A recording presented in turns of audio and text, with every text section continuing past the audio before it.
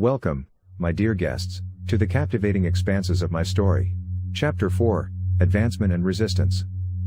As Nadine, with iron determination on Alsor, advanced the occupation of the planet, the successful First Fleet progressed smoothly. With every victorious step she made in the Epsilon Coroni-Ostrani system, her unstoppable course now led straight to the Inhirsku system, that important outpost that was still in Almorans' hands. With fierce determination, Admiral Romero stood on the command bridge of the fighter-tested flagship of Ek Justice and watched with a sharp eye as you approached the threat. The sensor officer gave the alarming message, "An enemy station has been spotted." "Alarm level red," murmured Admiral Romero in a commanding voice. "Open fire at your discretion and secure this outpost for us. It unleashes the bound power available to us.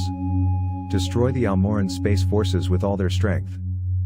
The fleet advanced unstoppably in attack formation, ready to unleash its destructive power.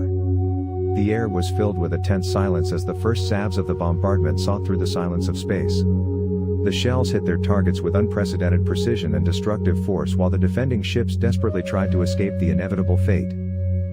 But their efforts were in vain because they were technologically inferior to the armed forces of Kasach and relentlessly exposed to the overwhelming forces of the attacking fleet. The hours passed as in flight, and with every moment the resistance of the defenders vanished. Eventually, after a bitter battle, the last spark of hope broke and the Almoran defenders surrendered to the superior space forces of the Kasach invaders. The once proud fleet was now in ruins as Romero's space forces celebrated their victory. Admiral Romero confirmed her determination with a satisfied sigh. "Very well, set course for the next colonial world of the Almoran." No mercy would allow them to stand until the Almoraners fell on their knees. In the holy halls of wisdom, a wave of relief filled the minds in the face of the initial triumph in the war. But in the midst of this atmosphere of hope and victory, Saint General Nadine Heimer raised her voice over a hollow connection to warn the Noble Council members to be cautious. With a worried smile, she spoke the words, "With our weapons, we will not the peace we seek, for this we must change the ideology in the minds of the Almorans." Her voice sounded gentle, but her words carried deep wisdom. It is necessary to find a path that can reach the hearts of the Almorans. Their eyes reflected the hope that such a path existed. However, Admiral Romero opposed it strongly. "As long as they oppose us, we must demonstrate our strength. This conflict can be ended definitively only through unconditional surrender or establishing a buffer empire." The Divine Empress Savia Heimer listened to the arguments with a thoughtful mina. Deep inside, she knew that the only way to succeed would be through a true balance between strength and compassion. With determination, she declared, "Let us stand and see what glorious deeds my daughter Nadine can accomplish in the far Alsor." Her words sounded through the room as she looked at the map. But the fleet must also move forward unstoppably to make a break in the armed forces of the Almorans. Both Paulina and Nadine bowed their heads in agreement. The difficult path to peace had just begun, and the end was not yet in sight. The safeguarding of Alsor was a really tough battle, as Saint Generala Nadine Heimer noted. She was in contact with some resistance groups among the Almoran, but whose hearts were filled with distrust, and she saw in Nadine's words only a poison gift.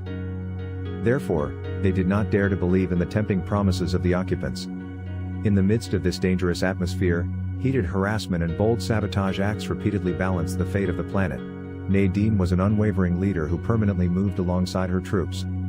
Uninterrupted by setbacks and obstacles, she continually wandered through the camps, conducted profound dialogues, and sought reconciliation. With every day that passed, she felt how the rigid fronts gradually began to soften. It was on a fateful day when an event of unprecedented magnitude occurred. Resistance fighters, courageous and determined, attacked an unsuspecting patrol and brought them all to the track. The echo of this enormous incident sounded through the air and reached the ears of Mikhailov, the army commander. He immediately took action, sending reinforcements and threatening relentless retaliation. The tension was formally in the air when the confrontation seemed inevitable. Nadine acted at a rapid pace to alleviate the troubling situation. Because she could not afford to see one of your commanders work with excessive severity against civilians. With all her diplomatic sophistication, she was able to negotiate a ceasefire. A sense of relief flowed through her as she fell back into her chair. The first step was done. While Nadine on Alsor stabilized the situation, the First Fleet had another success. The important Kenavos colony had fallen into the Plea Osk system, which had previously served as a hub for supplying the Almoran space forces in the Almor sector. Admiral Romero praised the accomplishment with a grateful nibble.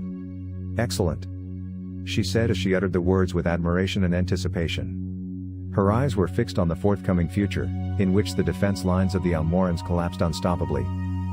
It was a moment of certainty and clarity in which Paulina realized that her years of training and determination were finally bearing fruit. The question of fate or coincidence faded before the reality that she had taken control of her fate. She plunged into the hollow map of the galaxy, and her forehead crumbled, worried. "Our next destination will be Watralunos," she insisted. "From here, we can target another nuclear region and thus bleed out the armed forces of the Almorans." The commands were strongly confirmed by the bridge officers of all the ships of your fleet while the fleet continued its advance unstoppably. Paulina Romero formally felt the sweet taste of victory on his tongue as she anticipated the next decisive space battle. In the heart of the Empire, however, research was pushed forward to cement its superiority. Rita Griffin and her unwavering team were tirelessly dedicated to developing groundbreaking weapons and propulsion technologies. On a bright morning, Rita broke through the laboratory door with an excited heart. "My dear comrades, I have good news for you." In a moment of awaiting silence, an aura of tension entered. With a theatrical gesture, Rita breathed deeply and announced with insistence, "If the tests are to be positive, we will soon be enjoying the groundbreaking hyperflexible regulatory technology." A joyful jubilation broke out in the air, and the rules that would revolutionize their shipbuilding finally saw the world's light. Even Hinata, who was otherwise more restrained, could not suppress a grateful smile. Full of courage and determination, the team immediately plunged into work. An unstoppable progress spread like an unstopping flood that ripped everything on its way. The wind smoothed over the vast fields while the sun slowly disappeared behind the hills. Hinata could feel the tension in the air, and the eyes of the people rested on her. She breathed deeply and tried to suppress her nervousness. Whatever she expected, she was ready to face the unknown.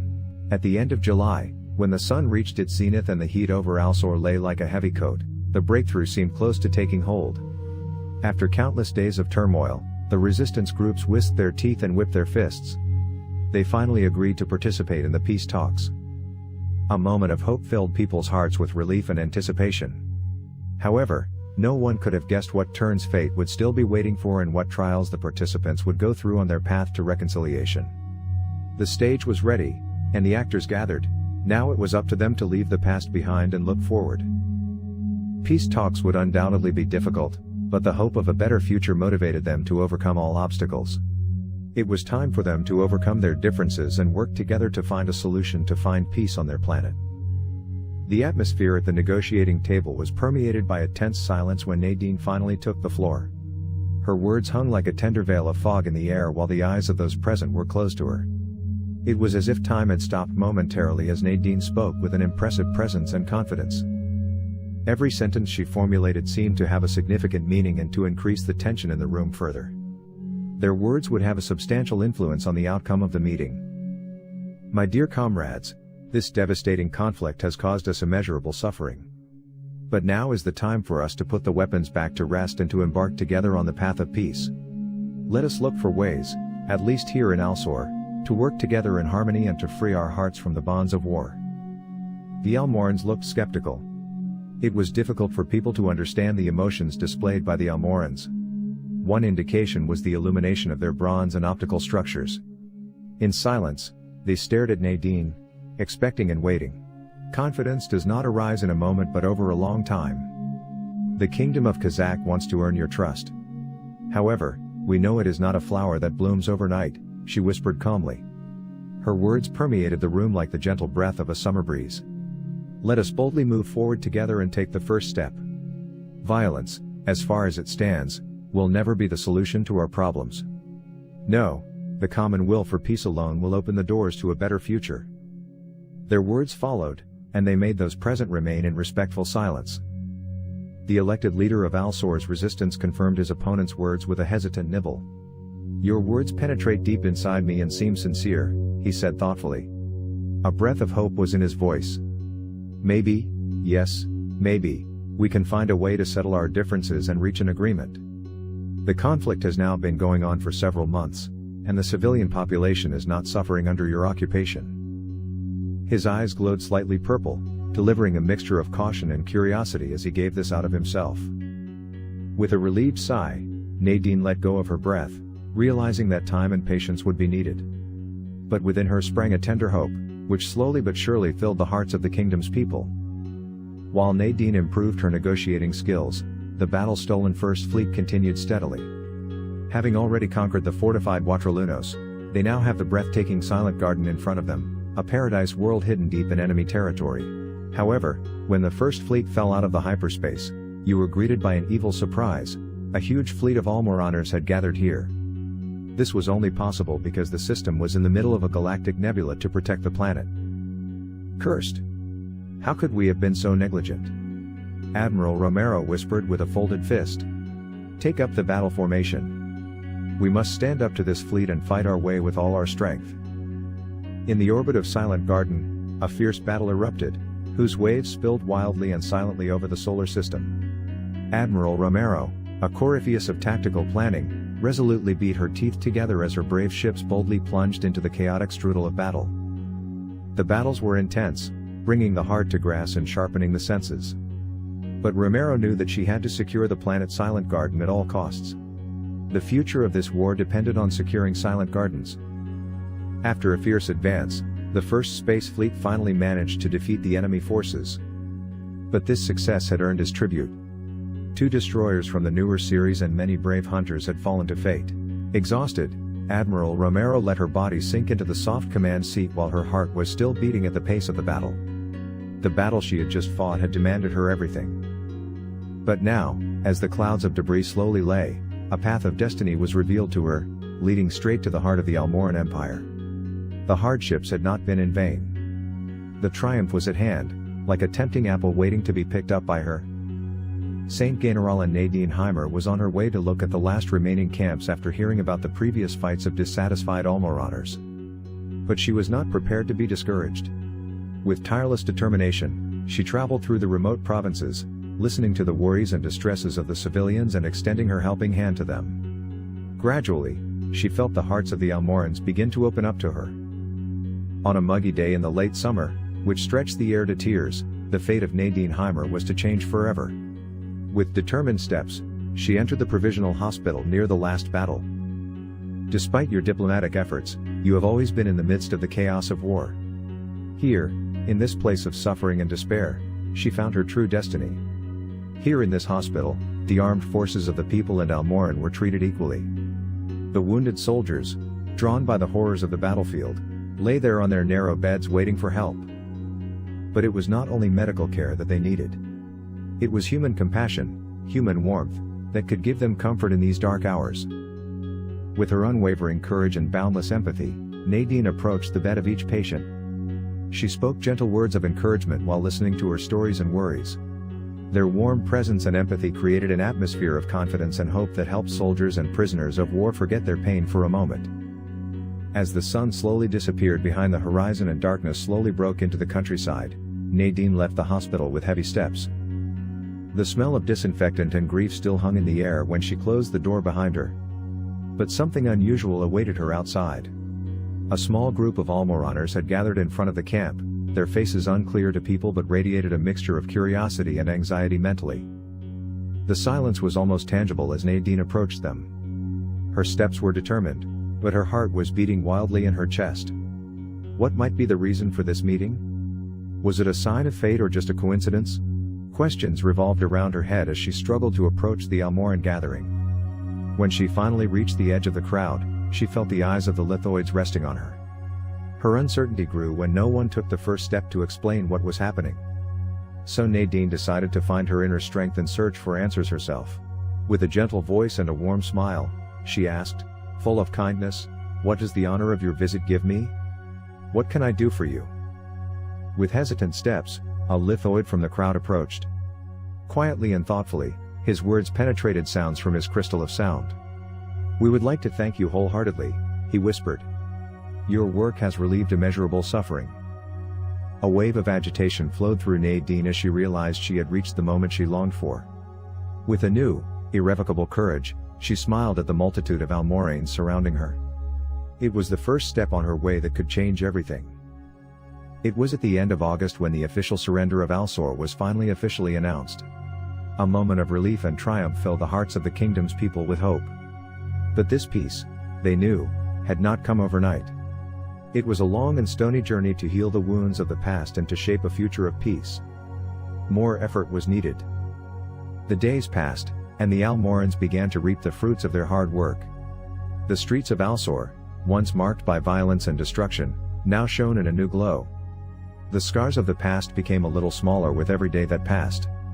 The Almorans radiated a sounding harmony, their optical crystals shining a warm light of confidence and hope. Together, they had managed to remove the rubble to create a thriving city. Their shoots flourished without worry and gave the inhabitants the sense of security and peace they had lacked for so long. It proved that humankind could sow the seed of peace beyond their species. The kingdom of Kasach showed that you could always stand up and move on despite all the setbacks and darkness. With a satisfied smile on her lips, Nadine went into the reports. At last, she could devote herself to new challenges that would ignite her passion. A decision had been made: it would go to the planet Wellstance, which was in the remote Kufis system. Another task awaited her to be mastered: to piece the planet there and reach the heart crystals of the Almorans there. With a determined gaze, she packed her belongings and set out on the difficult road to the port. The sparkling stars of the sky seemed to smile peacefully to her as her shuttle gently ascended into orbit. Nadine, filled with a burning hope, felt deep within herself that she would not find peace until the desired peace had entered into this arm of the galaxy. The solar wind gently floated over the surface of the landing ships while the planet Alsor slowly shrunk behind them. The first space fleet advanced unstoppably as Nadine continued to conduct liberation campaigns. After taking over the Brancalar system, Admiral Romero ordered that the wreckage of the Almoranische ships be examined. "Something seems to allow you to defile their spacecraft," she murmured. "We need to redevelop this technology for our ships." So she sent the deep space research ship the Equinox, a ship of unprecedented research power, to analyze the mysterious wreckage that rested in the deep abyss of space. With every breath of the filtered, breathing air on her flagship of Justice, she felt the excitement that rose in her because she knew that she had stumbled upon the trail of a technology that would greatly benefit the kingdom of Kasach. Not long before, the brave researchers on the Equinox had a breakthrough success. The Almorans, these lithoid beings from another region of the galactic arm, had grown specialized crystals on your spacecraft, which break the light around your developed crystal ships. This serves as a stealth system. A shock of admiration passed through her when she realized the significance of this discovery. The Almorans had been very innovative here to gain an advantage with the means at your disposal. But now the kingdom of Kasach has gained insight into this physical knife and could develop a similar technology. As an immediate measure, Admiral Romero, the wise tactical leader, enabled the sensors of her fleet to be equipped with new algorithms to locate the Almoran ships despite this light breach. She knew this would be the turning point in the battle against the Almoran, and more hostile empires in the galaxy would now think twice whether they wanted to fight the kingdom of Kasach. The days passed as the shipyards and labs worked hard on the re-equipment of the fleet. Every handshake was carried out carefully to ensure the new sensors could detect the Almoran stealth system. The voltage increased when the first spacecraft successfully tested their new sensors and detected Tarnsons in 9 out of 10 cases. Admiral Paulina Romero stitched herself with her finger over her cheek, pleasing her appearance. The dark clouds of war rose unstoppably and slowly reached their peak. At this crucial moment, it was time to mobilize the space forces and crush the Almoran space forces with one last, enormous active force. Only then would it be possible for the kingdom of Kasach to satisfy this galactic arm and finally attain the desired peace and freedom it desperately sought. In the colonial world of the Wellstance of the Almorans, the liberation of the planet from the Almoranian imperial administration unfolded as an active force. The mobile army of Kasach had all hands to do with the partisans associations of the Almoranes on the colony to battle themselves. Saint General Nadine Heimer and her brave mobile forces had to take care of partisan groups that used mountain villages as temporary bases. These Almoraners were fanatically xenophobic and, too profoundly despised people, had a deep-rooted hostility. Again and again, raids and scourges broke out like sparks that kindled the dry grass. But Nadine, a woman of unwavering courage, was not intimidated by the adversities. The armed forces around St. General Heimer gained control with a surrender that knew no boundaries. The tribal leaders gradually surrendered. The deep-rooted fears of the inhabitants could only be mitigated over a long time. Step by step, the devastating attacks began to slowly fade away as if they had been hammered by an invisible hand. However, in a final boom of resistance, the situation at Wellstance peaked. During a night raid by a group of passionate partisans, a bloody battle broke out on a camp of the Mobile Armed Forces on Wellstance, in which an entire battalion of the Mobile Armed Forces was killed. The partisans ignited a thermonuclear explosive head under the camp, which killed most of the battalion, while the rest were formally struck to death. With a determination that seemed to you, the officers immediately demanded that they be allowed to carry out a retaliatory action against one of the last resistance nests. But deep inside, Nadine knew that this was the wrong path, which would only lead to more violence and suffering. With a remarkable mastery of all her emotions, she decided to put on her diplomatic skills. She sat down at a negotiating table with the Almorans of Wellstance, where she acted through tirelessness and skillfully a precious ceasefire. Exhausted, she sat down on her modest field bed. The path she had walked was of immeasurable length, but she would not find peace until the desired peace finally entered into this place. While Nadine Heimer fought with all her strength for the precious peace, Rita Griffin steadily pushed the boundaries of the feasible and overcame the impossible by driving research forward. As soon as it had driven the regulator technology to perfection, it had already devoted itself to the next breakthrough innovations. On a bright morning, she stormed into the laboratory after a eureka moment. "Ladies and gentlemen, there is a reason to be glad. The plans for the breakthrough improvement of the Corvette armor are completed. Thus our ship crews survive for a long time in battle." She was welcomed by cheerful shouts when her fellow scientists saw the new shapes of the covers. These speculate that their spacecraft could remain operational in battle, even after a critical hit. Even Hinata couldn't help but sneeze. "Your ingenuity is truly impressive, Rita. These revolutionary plans will undoubtedly be an immense advantage for us." Rita shone with an unprecedented luminosity that lit up the room. "This is only the beginning of an incomparable journey. Soon the decisions of the galaxy will be guided by our skillful hands." With an unwavering enthusiasm, which could be seen in her gaze, she rushed to work. For unstoppable progress was her faithful companion, who knew no boundaries. At the end of November, the battle-tested units of the First Fleet returned to the Almor home system. A breath of excitement was in the air because, in your absence, Almoranese associations had managed to break into the Almor home system through the back door. Now they were faced with a decisive battle, in which it was to defeat the enemy's main fleet in a victory. The brave associations under Admiral Romero were ready to fulfill their destiny and change the course of history for the Kingdom of Kasach. The tension was tangible as they prepared for the upcoming battle. The future of the galaxy depends on their courage and determination. Would they triumph or disappear in the depths of space? Only time will tell. But one thing was certain: this was when legends were born. However, as they climbed from the incomprehensible depths of the hyperspace, Admiral Romero revealed herself a sight of horror. A monumental armada of Almoranian warships was already glowing on her, ready to receive them with salves of the Almoran weapon systems. Alarm level red. Paulina Romero waved her fists. How could it have come so far? They had thrown themselves into the dragon's throat without knowing it. This time, they were caught in a perfidious captivity, and now she was in an outgoing situation. Her hands were so tight that her ankles turned white while her heart was beating wildly against her chest.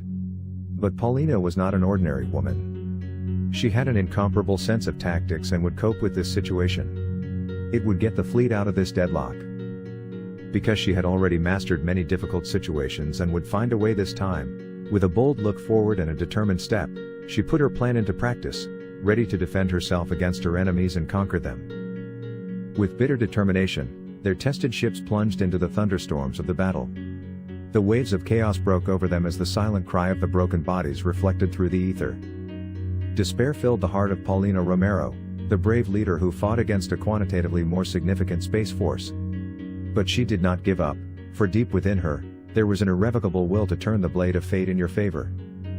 The battle lasted for more than 72 hours, and the remaining technologically superior ships were able to overcome. With heavy losses, they forced the Almoran fleet to withdraw by an emergency leap into the hyperspace. Paulina Romero fell exhausted into her chair, her body severely damaged by the burden of fighting and the bulking. They had won a victory. But the price they had paid for it was immeasurably high. Her eyes were lost in the infinite vastness of the universe. This war demanded a tribute that was hard to endure. Inside, she hoped that this nightmare would soon come to an end. The winter had already begun in the imperial capital world of Kasach, its icy fingers stretched out over the country. The snowflakes danced wildly and silently on the roofs of the magnificent capital as Savia, with a determined step, walked to the Council of the Wise. The honorable members of the imperial chamber gathered in a mysterious room surrounded by ancient writings and artifacts. In silence, Savia took her seat and listened to the reports presented with a significant voice. Admiral Romero, the tactical genius of the space forces with a heart made of steel, had accomplished great things in recent months. Their actions were like legends spreading like a fire on the streets of the capital. But, despite all your heroic efforts, the torches of the war continued to burn, their flames flaming threateningly on the horizon. Your adopted daughter Nadine Heimer, a brave general with an unwavering spirit, had also proved herself a true hero in the last few months. Her bravery knew no bounds, and her name was eternalized in the chronicles of history. But despite all their successes and victories, the darkness of the war was still ubiquitous and would not disappear so soon. Savia felt the burden of responsibility resting on her shoulders. She knew it was time to fulfill her destiny and start the battle against evil. The fates of Romero, Nadine, and countless other heroes were intertwined, and it was up to her to direct and use their powers meaningfully. Savia felt the overwhelming burden of responsibility on her narrow shoulders. With every breath, she realized that she and the Chamber of the Wise faced a difficult decision that could potentially end the long-standing conflict. But despite the dark clouds floating over them, Savia was filled with unshakable confidence. Deep inside, she firmly believed that they would find a way to bring peace and prosperity back to the embroidered land of the Kingdom of Kasach. Hey, I would be happy if you could give my video a like, leave a comment and subscribe to my channel to stay up to date.